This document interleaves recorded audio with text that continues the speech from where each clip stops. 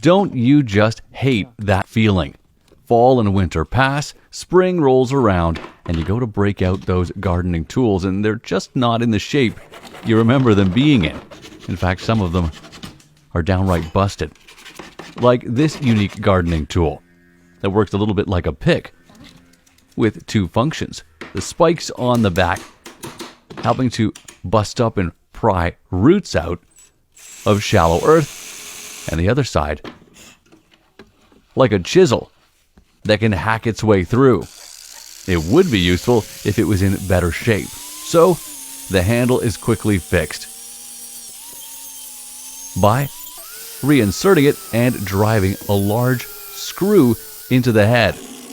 That expands the wood from the center, creating a snug fit inside the opening or eye of the head. From there, breaking out an angle grinder with a wire brush head to clean up that surface, removing a lot of that old rust and removing a lot of that dry and busted wood. From there, a file and rasp used to help even out the texture.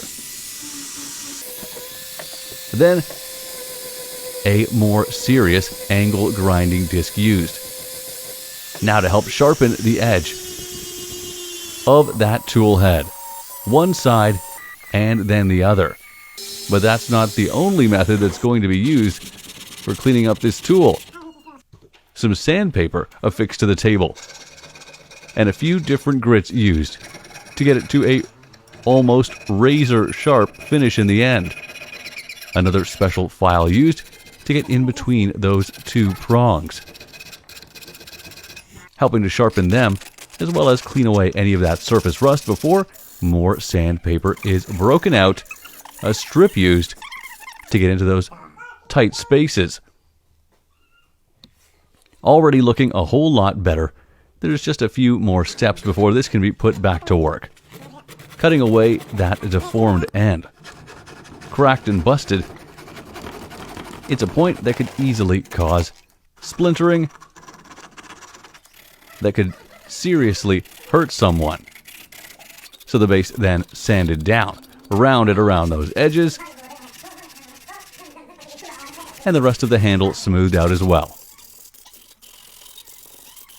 A slow and steady process that eventually results in a not just refurbished, but restored tool.